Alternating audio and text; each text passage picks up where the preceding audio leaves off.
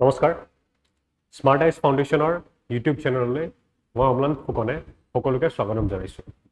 আজি আন এটি বিশেষ এনভাইৰনমেণ্ট ৰিলেটেড টপিক লৈ আপোনালোকৰ আগত উপস্থিত হৈছোঁ আৰু আজি আমি জানিম ফুড চেইন বা খাদ্য শৃংখল আৰু ফুড ৱেব বা খাদ্য জালৰ মাজত পাৰ্থক্য কি।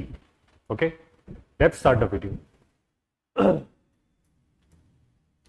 ফাৰ্ষ্ট ষ্টাৰ্ট কৰিছোঁ ফুড চেইন বা খাদ্য শৃংখল। এতিয়া খাদ্য শৃংখল হৈছে একদিশীয় বা ইউনিডাইৰেকশ্যনেল আৰু লিনিয়াৰ মুভমেণ্ট। ফৰ এক্সাম্পল, ইয়াত যদি এই উদ্ভিদটোক নিগনিটোৱে খায়, নিগনিটোক খাব এই হেঁচাটোৱে। অ'কে, এটা ইউনিডাইৰেকশ্যনেল ফ্ল' অফ এনাৰ্জি হৈ আছে। ইয়াত যদি ইনকেছ নিগনিটো নাইকিয়া হৈ যায় তেনেহ'লে এই ফেঁচাটো জীয়াই নাথাকিব। নেক্সট আমি আৰু এটা ফুড চেইন বা খাদ্য শৃংখল চাবলৈ চেষ্টা কৰোঁ। এই গাজৰখিনি এই শহাপহুটোৱে খাব আৰু শহাপহুটোক খাব এই শিয়ালটোৱে, আৰু শিয়ালক খাব এইফালে থকা সিংহই। এক দিশীয় হৈ আছে, লিনিয়াৰ। ঠিক আছে, ইয়াত কোনো গাজৰটোক বেলেগ কোনো জীৱ জন্তুৱে খোৱা নাই, বেলেগ কোনো প্ৰাণীয়ে খোৱা নাই। কোনে খাইছে? অকল শহাপহুটোৱে। ইয়াৰ ভিতৰত এই শৃংখলটোত যদি এই শিয়ালটো বা এই শহাপহুটো ঘপককৈ কিবা কাৰণত ইক'লজিকেল চেঞ্জেছৰ কাৰণে যদি নাইকিয়া হৈ যায় তেনেহ'লে সিংহৰ কাৰণে খাদ্য হিচাপে গ্ৰহণ কৰিবলৈ একো নাথাকিব। তেনেকুৱা সময়ছোৱাত সিংহত প্ৰাণীটো জীয়াই নাথাকিবও পাৰে। অ'কে, এই কেৰেক্টাৰিষ্টিকটোৱে খাদ্য শৃংখলৰ এটা নেগেটিভ এছপেক্ট দাঙি ধৰিছে, which is খাদ্য শৃংখলৰ food chain is very unstable. It's dependent on all the organisms present one before the other. মানে বহুত আনষ্টেবল, ইটোৱে সিটোৰ ওপৰত ডিপেণ্ড কৰি আছে। যদি এটা নাইকিয়া হৈ যায় আনটোৰ কাৰণে খাদ্য নাইকিয়া হৈ যায়। অ'কে, চিমিলাৰলি এই ঘাঁহ বনবোৰ যদি এই গ্ৰাছ হপাৰটোৱে খায়, ফৰিংটোৱে, ঠিক আছে, তাক আকৌ খাব ভেকুলীয়ে, ভেকুলীক খাব আকৌ সাপবোৰে, সাপবোৰক খাব আকৌ ইগলে। এতিয়া ইয়াৰ ভিতৰত যদি কোনোবা এটা কনজিউমাৰ এই ফুড চেইনৰ ভিতৰত নাইকিয়া হৈ যায় তেনেহ'লে বাকী থকা কনজিউমাৰসকল জীয়াই থাকিব নোৱাৰিব। হৈ গ'ল। নেক্সট আমি আহিছোঁ ফুড ৱেব বা খাদ্য জাল। অ'কে, ইয়াত চাওঁ। এতিয়া আমি দেখিছোঁ তলত প্ৰাইমেৰী প্ৰডিউচাৰ অট'ট্ৰপছ বুলি আমি যাক কওঁ, উদ্ভিদ বা প্লাণ্টছ, ঠিক আছে, বা গ্ৰাছ। ইয়াত আমি দেখিছোঁ অলপমান ঘাঁহনি নিচিনা জেগা এটা দেখাইছে। এই ঘাঁহনিবোৰক বা এই উদ্ভিদবোৰক কোনে খাব? প্ৰথম খাব এইফালে এই ফৰিংটোৱে, দেন খাব এই মাউচটোৱে বা নিগনিটোৱে, দেন খাব এই শহাপহুটোৱে বা ৰেবিটটোৱে। এতিয়া আমি দেখিছোঁ ফুড চেইনত আমি দেখিছিলোঁ প্ৰাইমেৰী প্ৰডিউচাৰ বা অট'ট্ৰপছ, গ্ৰীণ প্লেণ্টছ, যাক আমি কওঁ উদ্ভিদ হ'ব পাৰে, এনেকুৱা ঘাঁহ বন হ'ব পাৰে, অকল এটা প্ৰাইমেৰী কনজিউমাৰেহে গ্ৰহণ কৰিছে। ঠিক আছে, শহাপহু আছিলে, ফৰিঙো আছিলে, বাট বিভিন্ন স্তৰত আছিলে, অকল এটা আছিল। ইয়াত আমি দেখিছোঁ যে ইয়াত এই ঘাঁহনিখিনিক তিনিটা বেলেগ বেলেগ প্ৰাইমেৰী কনজিউমাৰে গ্ৰহণ কৰি আছে। অ'কে, এতিয়া এনে স্থলত কি হ'ব? এতিয়া ইয়াৰ ভিতৰত যদি কোনোবা এটাও যদি নাইকিয়া হৈ যায়, বাকী থকা তাৰ ওপৰত থকা ট্ৰপিক লেভেলৰ ছেকেণ্ডেৰী কনজিউমাৰবোৰে ইয়াৰ ওপৰত ডিপেণ্ডেণ্ট হৈ বা ইয়াৰ ওপৰত ডিপেণ্ডেণ্ট হৈ বা এইফালে ডিপেণ্ডেণ্ট হৈও নিজৰ খাদ্য গ্ৰহণ কৰিব পাৰিব আৰু নিজৰ সুস্বাস্থ্য পালন কৰিব পাৰিব। বাট ইয়াত এইটো ডিপেণ্ড নকৰে যে কোন আছে কোন নাই। অ'কে, মানে মই ক'ব বিচাৰিছোঁ যে ইয়াত এটা খাদ্যক, এবিধ খাদ্যক বিভিন্ন ধৰণৰ স্তৰৰ ট্ৰপিক লেভেলছৰ বিভিন্ন ধৰণৰ প্ৰাইমেৰী কনজিউমাৰে গ্ৰহণ কৰি আছে, তিনি চাৰিটাই। যদি তেনেস্থলত কোনোবা এটাও যদি নাইকিয়া হৈ যায়, তাৰ ওপৰত থকা ট্ৰপিক লেভেলৰ ওপৰত থকা কনজিউমাৰ, ছেকেণ্ডেৰী কনজিউমাৰ বুলি আমি যাক কওঁ, ছেকেণ্ডেৰী কনজিউমাৰে বাকীকেইটা জীৱিত থকা প্ৰাইমেৰী কনজিউমাৰৰ ওপৰত ডিপেণ্ড কৰিও নিজৰ খাদ্য গ্ৰহণ কৰিব পাৰে। চিমিলাৰলি এই শহাপহুটোক কোনে খাব? শিয়ালে খাব, হকে খাব, ঠিক আছে আৰু এইফালে যদি আছে কোনোবাই তেওঁলোকে খাব এই নিগনিটো কোনে খাব হকে খাব আকৌ ফেঁচাই খাব আকৌ এইফালে ভেকুলিটোক ওলে খাব সাপে খাব পাৰে ঠিক আছে আৰু বা এই গ্ৰাছ হপাৰ বা ফৰিংটো কোনে খাব এইফালে আমাৰ থকা ভেকুলিয়ে খাব বা এই চৰাইজনীয়ে খাব এতিয়া আমি দেখিছো এটো হৈ গল প্ৰাইমেৰী প্ৰডিউসাৰ এটো হৈ গল প্ৰাইমেৰী কনজিউমাৰ আকৌ সেকেন্ডাৰী কনজিউমাৰ বিভিন্ন ধৰণৰ সেকেন্ডাৰী কনজিউমাৰে গ্ৰহণ কৰিছে বাট আমি এটো ডিফাৰেন্সেস খাদ্য শৃংখলত দেখা নাছিল আমি দেখিছিলো যে খাদ্য শৃংখলত এটা কনজিউমাৰক বেলেগ এটা কনজিউমাৰ অকল এটাহে গ্ৰহণ কৰিছে বা এটা প্ৰডিউসাৰক প্ৰাইমেৰী প্ৰডিউসাৰক অকল এটা প্ৰাইমেৰী কনজিউমাৰহে গ্ৰহণ কৰিছে বিভিন্ন ধৰণৰ কনজিউমাৰে গ্ৰহণ কৰা নাছিল তেনেস্থলত আমি কি কম যে ফুড ওয়েব ইজ মোৰ stable then food chain okay এতিয়া আমাৰ সমগ্ৰ পৃথিৱীত মোষ্ট এভান্ডেন্টলি ফুড ওয়েবৰ এটা পৰিক্ৰম চলি থাকে আমি নেদেখো কেতিয়াও বাট আমাৰ আশে পাশে থকা ফুড ওয়েবটো এনেকুৱাই হয়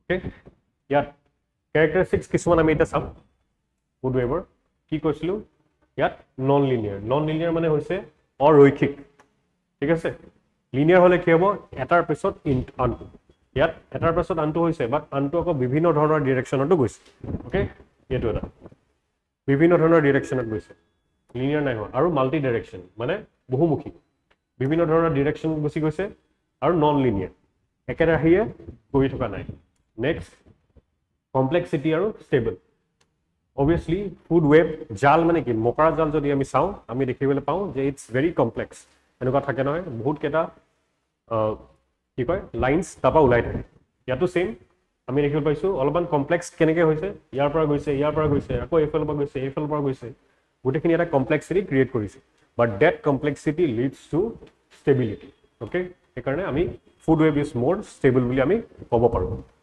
নেক্সট ট্ৰপিক ইন্টাৰেকশনস এটা ইয়াত কি হৈছে প্ৰডিউসাৰৰ লগত কনজিউমাৰৰ ইন্টাৰেকশন হৈছে কনজিউমাৰৰ লগত প্ৰাইমেৰী সেকেন্ডাৰী টাৰ্চিয়াৰী অমনিভাৰাছ ডিকম্পোজাৰ্ছ ডেট্ৰিভাৰ্ছ সবৰে এটা কম্পোজিশন হৈ পিনি এটা ইন্টাৰেকশন এটা হৈছে ফুড ওয়েবে মই কৈছিলো আপোনালোকক ৰিয়েল লাইফৰ ফিডিং ৰিলেশনশিপ মানে বৰ্ণনা কৰে এই বাস্তৱ জীৱনৰ খাদ্য সম্পৰ্কৰ প্ৰতিফলিত কৰে য'ত এটা প্ৰজাতিয়ে একাধিক প্ৰজাতিৰ পৰভক্ষী আৰু শিকাৰ থাকিব পাৰে ওকে এটো আমি ইয়াত দেখিছো এটা প্ৰজাতিৰ বিভিন্ন পৰভক্ষী বা শিকাৰ থাকিব পাৰে এই শহাপহুটোক ইয়ালো খাব পাৰিব এই হকেও খাব পাৰিব ঠিক আছে এই নিগনিটোক ইয়ালো খাব পাৰিব বা এই ফেঁচাটো খাব পাৰিব পৰভক্ষী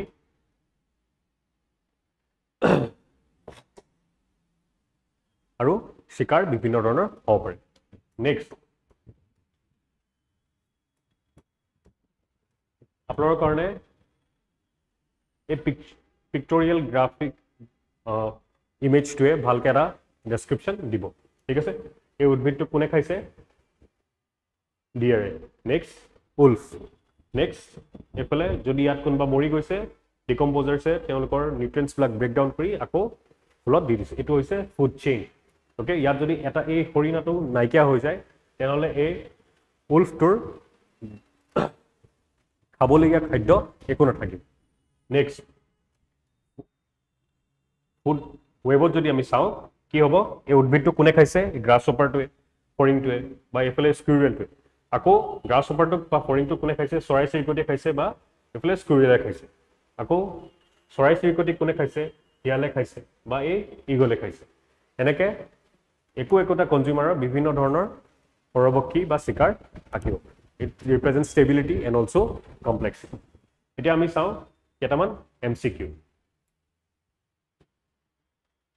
ইয়াত কৈছে which of the following is not a characteristic of food web ইয়াৰ ভিতৰত হ'ব it follows a linear and one way energy flow আমি লিনিয়াৰ কোড দেখিছিলো ফুড চেইনত বা খাদ্য শৃংখলত দেখিছিলো বাট ফুড ওয়েবত আমি দেখিছিলো it's complex and it's non linear and multi direction সেইকাৰণে ওৱান ৱে ফ্ল'টো অফ এনাৰ্জি তাত হোৱা নাই তাত এটা স্তৰৰ পৰা বিভিন্ন ধৰণৰ লেভেলত এনাৰ্জিবিলাক শক্তি ৰূপায়ণ হৈ আছে next which of the following statements correctly describes a food chain.